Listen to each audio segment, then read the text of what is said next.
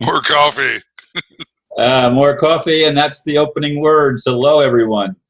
Of course, you know that I'm Ron, and those of you that have been watching for any period of time recognize Steve Hart.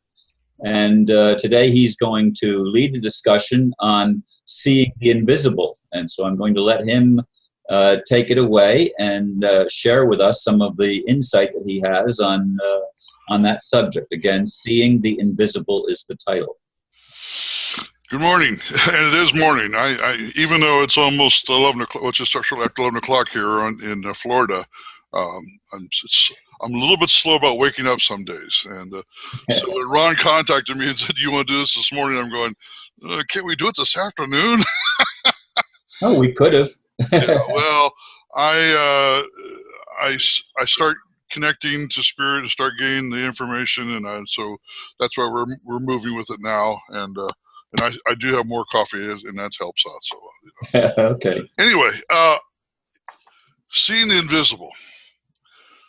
This is one thing that I have learned over the past 15 years. There's always been this sense of seeing the invisible within my childhood and in my rearing, but in the last 15 years, it's become more real to me. And what do I mean by that? Well, when I'm talking about seeing the invisible, I'm talking about going beyond the five senses, and not just seeing with our eyes, but seeing with our whole being, if I can say it that way. We limit ourselves by what we see when we focus out here into this world. And you've heard me talk about this before, about how we have a tendency to focus on the outer instead of the inner. And to see the invisible, you have to focus on the inner being within you, because we are connected. That's where the connection is, to the invisible. So we have the ability to see the invisible. The reason we don't see those things is because we're not really connecting to the inner part of us that is part of the invisible. Once again, I remind people that we are spiritual beings having a human experience. Well, if we're spiritual beings, we're part of the invisible world, and we're more than just these bodies. And so that's what I want to emphasize. And I'm assuming that people understand, the people who are listening, that the world in which we live in is nothing but energy patterns in flow, in motion, in light, in consciousness, without having to try to convince people of that. So I'm going to make that assumption that they understand at least the part that everything is energy in flow and in motion. So my point is that there is not only just that, but there are energy patterns. Everything that's created in our thought patterns, to our feelings and emotions, to the physical form itself, meaning this coffee cup and this headset I'm wearing, it's all part of an energy pattern that's been created. The question is, where does it come from? How are these energy patterns created? In my opinion, they've always existed. That's true. That is true. From the very beginning of creation itself. And Anastasia not only sees the invisible within herself, she can look back in time thousands of years and even see the future, because all that's part of the invisible realm. And she's able to touch base with that. And I probably should have brought one of the books here to the desk with me, but I didn't do that. Well, maybe you can post that later on. Yes. That's true. Everything, the energy patterns have been created. They're already in existence. And what we're doing is, we as humans, spiritual beings having a human experience, what we're doing is we're bringing those energy patterns into the third dimension and having this experience with those energy patterns. Because in the invisible, they already exist. But what we have to do as I understand it, what we have to do is we have to create within the invisible realm the energy pattern that we want to bring into the physical. So the energy patterns are already there, but what we have to do is we have to shift them or shape them through our consciousness is what we're doing. Yeah, the part of the problem is, I'm sure you'll agree that the leaders in our world have fragmented the thing so that we Definitely so. even when we see the invisible, we usually see only one dot of the invisible, the part that we're trained to focus on, be it medicine and Well, that's exactly right, and that's where I want to go with this, because the point is that the Cabal, or those who, or the elite you're making reference to, they are very much aware of all of this. Yes. And they are manipulating and using us against us to enslave us. I forgot to turn my phone off here. And so, yeah, that is the truth. That is true. They're aware of that, so we need to become more aware of who we are, and be aware of what they know, so that they cannot use it against us. But let's go back before we get to that point. I want to make an emphasis about the fact that this is real. There is a universal law, which I know as the law of correspondence, but most people know it as the law as above, so below, as within, so without. And that law does not change. I don't care at any time point in time or any planet in the universe in which you live upon. That is a true statement. That whatever is in the physical comes out of the invisible, and it's created that energy pattern that comes into physical, like this coffee cup. I mean, somebody had to come up with this idea, how to design this idea as a thought pattern before it became physical, and they actually made the cup itself. We do that with everything. That's how things are created into a physical form. But what we don't understand is that we are the generators of that energy, to allow those patterns to come into existence. We have the power to, I'll use the word manipulate, or rather to create, or however you want to perceive it. You know, there's different ways of perceiving. We are creators, but we were taught that we weren't. That's exactly right. And because the fact that we're taught not to understand that and to focus on the outside instead of the inward, that's why we get so confused about how this transformation is supposed to be taking place. Because we have a tendency to want to focus out here and not focus inside, and the transformation is really taking place in here, in the invisible. And when we create it in the invisible, it eventually comes out into the physical. And then there you see you got this pattern of infinity. You know, it starts here and then moves out into the physical. So that's the pattern that it creates. So there is a vibrational density, meaning as things come out of the invisible into physical. So it becomes more dense as with our thought patterns, and we're capable of doing that. And I assume that your listeners have seen the videos of the sound vibrations creating the sand on the plates and different frequencies. I know I have. I can't speak for everybody, obviously. Yeah, well, I hope that they have. If you haven't seen it, just type in sound vibrational energy patterns in YouTube, and I'm sure you'll find that. But each frequency creates the same pattern. And those frequencies, to understand that right there is the beginning of understanding what I'm talking about. And then we have to understand that thoughts or emotions that we hold in our heart and in our mind, they create the same type of patterns into our world. Okay. Now, I know this sounds a little bit like a lot of woo-woo science, and I'm not a physicist, and I'm not going to claim to be, but I do know what I'm telling you about the fact that energy patterns are out here in this world. And here's the thing that I want people to understand. You can learn how to read them. You can learn how to understand them. And the only way you can do that is by going within and opening up into your higher self and allowing your third eye, which is the pineal gland, to open up and to actually show you these patterns. In the movie The Matrix, that was the one scene when Neo began to understand. He actually saw the Matrix as it was, which was nothing but dots. I mean, numbers and zeros and digits. But those were the energy patterns.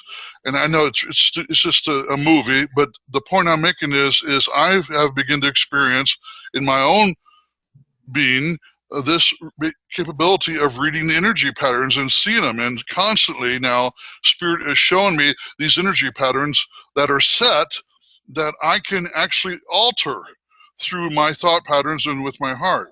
Now let's go back to what you were saying about the Cabal and the fact they know this, and they are using this against us. and they're actually creating energy patterns that they want in the spirit world or in the invisible realm, okay, through their intentions, because that's what they want, and then they move that into technology and the media. So they've choreographed this very well. They've taken control of the media and most of the technology that we're seeing in years past, and they are using that to manipulate these energy patterns or vibrational patterns, and that's why we get stuck. That's why we're programmed to believe what they want us to believe. Now, the secret behind this is the focus. Where you put your focus at, that's where your energy patterns are going to follow. Now, so if we're being sucked into the matrix or the machine through the media and through technology at their favor, then we're going to be deceived by this and believe that it's real. And they work off of our emotions. When they put things in the media, they know that, and in movies, there are the little things that they do that they're very conscious of, that their actually intent is to manipulate us and to get us to respond with our emotions. Yeah, and in fact, you mentioned the Matrix a couple of times now, and in that there was one scene that stands out in my mind from that, when they were firing their weapon at him, the bullets like hit an invisible screen. And that was the same thing that happened with Anastasia when they tried to take her into custody. The bullets just sort of, dropped to the ground and disintegrated. They didn't reach her, except for the first one got through before she put the screen up, so to speak. And I believe, as I'm saying, whatever's coming at us, like a bullet or a thought pattern or an energy pattern, whatever it is, the secret is for us to know how to hold the intent of what we want and to focus upon we want, not focus upon the bullet, not focus. I mean, don't get me wrong. I'm not an idiot. I'm not going to walk in front of a bullet. At the same time, I am learning how to focus my thought patterns upon that which I want instead of reacting. So the thing I'm trying to emphasize here is to stay focused upon what you want, what your intention is. So stop reacting to what we see out here, because it's so easy to get sucked up into the drama of what's going on in the world and not staying focused upon the inner world, which is where the real work is to be done. So. Well, my conundrum is this. I think people have to learn how to focus within, and when they see what's within, then they need to know how to apply that in the world around them. It's not an ignoring of the world around you. I'm in total agreement to that. I'm not saying ignore. We are still in physical form, and I'm not saying to ignore what we see out here. I'm just saying that we have the ability to manipulate this. Yes. Just as the Cabal have, they know this too. So we have, and I say we, and that means the collective, we have the consciousness of everyone. We have the ability to manipulate this ourselves. But see, we are having trouble figuring that out. While we're in the physical form, we still have a tendency to believe in the machine itself instead of actually seeing ourselves as spiritual beings with the generators of this energy, as you're just saying. So that's exactly right. So what we do, here's the deal. Here's how I see it. You see what's out here. You can call it what it is, but when you call it what it is, the first thing to understand what it really truly is, and then to be able to declare what you want it to be. And you're not, ignoring. You're not covering your eyes. You're not covering your ears. You're right. And you're not being silent as much. You need to speak your truth. You need to see what is there, and that is part of the process of this transformation that needs to take place. Yeah. I agree, and it is an inner and an outer. There's a dance between the inner and the outer when all of this takes place. That's right. We have to learn how to see the kingdom of heaven within us. That's right. And then we have to determine the best way that we can think of using our gifts, talents, and abilities. That's right. to apply it in our lives and in conjunction with those around us that may resonate at some level, same as we're resonating. And it's important to find that mutual resonance because that actually helps us increase the strength of what is going on inside of us. That's so true, Ron. Keeping the balance between this world and the invisible, and understanding our relationship with that, and not reacting, but by making choices, actual conscious choices about what it is that we want, because we are so reactionary in the way we think.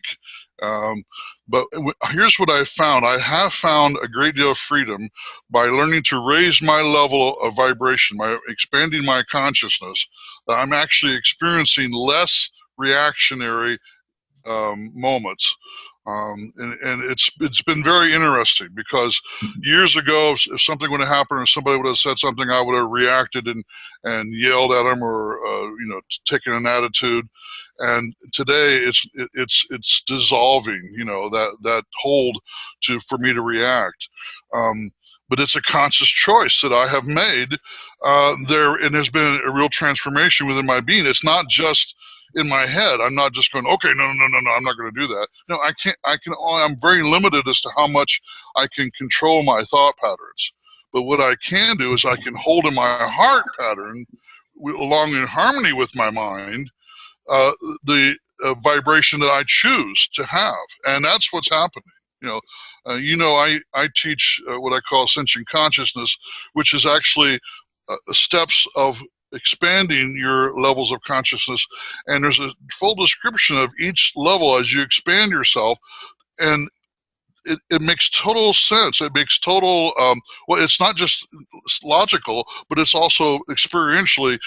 There's a release at each level. There's a new release. It takes you up to the next level, and once you get moving up that out of fear and into love, it pulls you up, and it's an amazing experience that I've been having in my own life, and I've been sharing with other people through my workshops. Yeah, the hard part for me, of course, is staying at any of the advanced, more enlightened levels for long periods of time. And traffic, getting in traffic is one of the ways that it shows it up for me. When the light's red and I'm behind somebody and they're not going, I can't believe you brought that up, because I've been dealing with that for a long time. And just this last week, I got a new release on that. Can I share with you what happened? Of course. Yeah, I don't know what it is about we humans in our cars and driving in traffic. But, I've throughout my life have had trouble, with some degree of road rage. Let's put it this way. Years ago, when my children were living with me, they said, "Dad, if you're going to keep acting like that, we don't want to ride with you in the car." And you were driving, right? Yeah, I was driving. Yeah, and So anyway, the point is, I know that has been a challenge for me, and even in my enlightened state that I'm experiencing right now, I still was having experiences of some degree of road rage, and as you just described. Well, I'm learning to laugh at myself when I get. I laugh, but I also go, why am I doing that? Why am I yelling at this guy? Why am I saying this? Because in my mind, or even verbally in my car, because I would never do it in front of them if they were standing there. I wouldn't be treating them that way. You wouldn't call them an idiot if. Yeah, right. Yeah. And now there are times even when I blow the horn. Sometimes when I probably shouldn't. Here's the point. Here's what Spirit revealed to me. I can't control, nor is it my job to control anybody else. We can have laws, stipulations as to rules of how we drive our cars on the roads, but it's not my job to enforce them. Not only that, but it's not my job to point out in my own mind where they're wrong. And my job is only this. And when I got this understanding, this is how I got freed, begin to experience some freedom. My job is only to get me and my car to where it is I'm going. Whatever happens around me, I have no control of that. I just need to stay focused on me and my vehicle, which I'm in control of. That's where my responsibility is. And getting it to where it is I'm going. That's all. And when I begin to say, life. yeah, right, it's true. Yeah. Now, and to look out for other people too, to yield to them. That's part of me being responsible for myself and my car. At the same time, I'm taking ownership of my responsibility when I'm driving behind the wheel, and not trying to control or manipulate what is out there among other people. See, that is one of the things that's what the Cabal has been doing. They're manipulating other people. And they're manipulating whole societies. Yes, right. Of course they are. Yeah, right. And we know that. But see, that's their tactics. And we have a tendency as humans to fall into that. And monkey see, monkey do. Yes, exactly right. So we're now learning how to let go of those energy patterns that are set into the machine or the matrix, and it's tough. It is tough, and you're right. It's staying at a higher vibration is not always easy, and I'm confessing with you that I have had some struggles myself. But that's been my release, and I'm constantly asking Spirit, because I hear myself having these thoughts or whatever it is I know, and I don't desire those thoughts. They're not really me. They're not something I want to hold on to. It's not in my heart.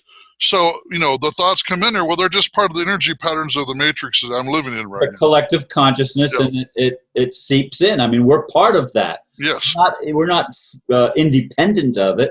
No. We live and swim and live and move and have our being in that sea of consciousness. Right. And so we are learning how to heal, if you can say it that way, and releasing and letting go. That is the healing process. It's just being released from our attachments for what we think is right. What we think, that's not right. Well, self-righteousness is one of the things that the Cabal has used to continue the warfare between classes and groups of people. Definitely so. So if it's religious, spiritual pride, whatever you want to call it, or just patriotism for our country, or feeling like we're out there policing the world to keep it a safe place, that has been used against us, because it's really it's not our job to do that, to control other people, and it's not their job either. That's no. The irony. It's no one's job to control anyone but themselves. Yeah, but they've been convinced that it is their job, just as we have been convinced to try to control people that we're driving in traffic with. The point I'm making is that they themselves are fooled into believing this, and they have used this esoteric knowledge that they have about the fact that we are energy generators, and they have manipulated the system to hold us in this negative energy pattern. So I'm encouraging the listeners to learn how to make a choice. And the way you make a choice is by first recognizing what you do and do not want, and then connecting to your higher self and opening yourself up to the possibilities of what could be, what could really be happening. And that when you open up into what could be, the possibilities, that's when Spirit begins to reveal to you the kingdom of God, or reveal to you the spiritual truth about who you are, which is a source of love. Yep. We are made to, and it's first loving ourselves. I mean, people say you've got to love your neighbor. No, it's love your neighbor as yourself. And the problem is, as I see it, is we have been so brainwashed to believe we're less than, that it makes it a challenge, almost egotistical, to love yourself. And then that's the way it's been made to appear, but it's false. And what that is here again is this energy pattern that says, it makes an accusation against you. I mean, who are you to, whatever, well, yes, you're right. My responsibility is to love myself, and then to let that love flow over to mankind. But when we do love ourselves, loving our neighbor becomes almost secondhand. I mean, a bit when you recognize that you it's not just loving yourself, but it's knowing who you are. It's not egotistically loving yourself. Right. It's loving yourself as the spiritual being that is connected to all life. Well, the energy patterns in the matrix, in the system, it teaches us how to defend ourselves to the point where we become aggressors and we become evil in our acts, meaning that we actually threaten and destroy one another. And we think it's in the act of love, but we don't understand what love is. When you're stuck in those energy patterns, you think that, well, for a long time, I used to believe that war was a way of life. And now I don't see it that way at all. In fact, well, I've watched videos of individuals that have been involved in the wars that the United States has been in, and they've had total changes of heart. You've probably seen those videos as well. Yeah, I was never in the military, Ron, but what I know, I'll tell you, that's true. I've talked to people who've been in the military, who have been in wars, and my heart goes out to them. I do believe that we need to have a military to defend ourselves, but not to acts in which we've been corrupted. It's been corrupted to create the activity that we as the United States Army or military have instigated, because they're being controlled by the Cabal right now too. So the point I'm making is for us to wake up to the truth of this and to find a balance here again. We just brought this thing about the military. I mean, and even owning a gun in your own home. I mean, I believe that people should be able to defend themselves. If they choose to have a gun, they should be able to have that. And we, as a nation, should be able to defend ourselves. At the same time, to become aggressors, to allow that to use that for corruption, and anybody could take a gun and become aggressive and go out and try to manipulate and control the world. Did you ever watch the movie where they had it was Christmas Day, and they decided to stop shooting at each other? The Germans and the Americans were across. No, it's not just a movie; it's a true story. Oh yes, it's a true story. Oh yeah. And they couldn't, after they had gotten together and talked to each other and ate food together and everything, they could no longer continue the war. They had to send them off in different directions. And not only that, but they had to threaten them. The leaders of each army had to threaten their soldiers to go back and fight again. And you're right, man. It shows we have bad leadership. It shows that, but it also shows you how easily we were manipulated. Yes. Because we're manipulated to believe in whatever it is we're fighting for, as though that's the truth. And we as a country in America, we've been very proud about who we are. But even pride itself, which is higher than fear and anger, is still a low vibrational energy compared to what we call neutrality or acceptance of what is. And the challenge is that we hold as pride. Well, we're a proud nation. Now we've learned to become a courageous nation. Yeah. So, we run out of time? 1 minute. Oh my gosh.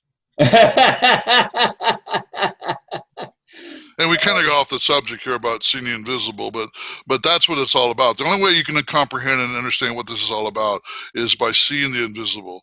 And the way to see the invisible, as I mentioned a while ago, is through the third eye, through meditation, getting quiet, go within, and begin to focus on those things, and you'll begin to understand what's going on out here.